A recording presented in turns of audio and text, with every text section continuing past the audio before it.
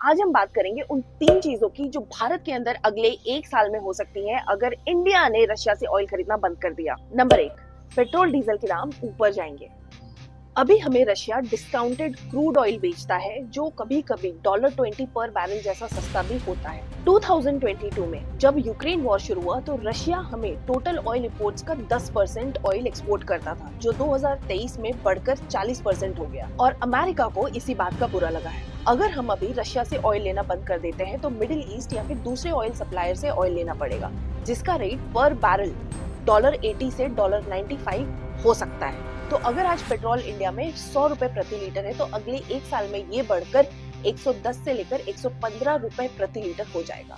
Second impact, महंगाई बढ़ जाएगी। पेट्रोल महंगा होने का मतलब है कि सब्जी, दूध, अनाज, स्नैक्स सभी चीजों का महंगा होना, क्योंकि ट्रांसपोर्ट कॉस्ट भी बढ़ जाएगा। तो जो सब्जी आज ₹40 किलो है वो अगले 1 साल में 50 से ₹55 किलो बिकेगा। शादी की कैटरिंग से लेकर जोमेटो ऑर्डर्स तक सभी बिल हेवी हो जाएंगे। नंबर 3 इम्पैक्ट, ट्रेड डेफिसिट बढ़ जाएगा, यानी व्यापार घाटा।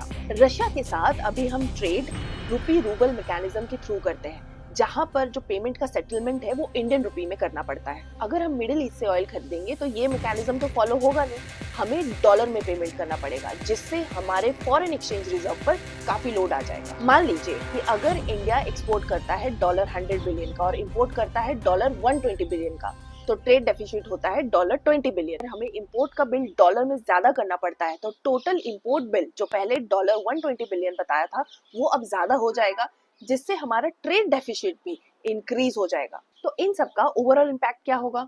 पेट्रोल डीजल के दाम 10 से 15% बढ़ सकते हैं। हर घर का खर्चा पेट्रोल डीजल के दाम बढ़ने से ₹800 से लेकर ₹1000 प्रति माह तक बढ़ सकता है। इंपोर्ट बिल बढ़ने से जो हमारा ट्रेड डेफिसिट है वो 20 से 25% बिगड़ सकता है। तो इसका मतलब है कि रशिया से ऑयल खरीदना बंद करना इंडिया के फेवर में नहीं है, और ये सिर्फ इंडियन इकोनॉमी को नहीं बल्कि हमारे पॉकेट को डायरेक्टली इम्पैक्ट करने वाला है।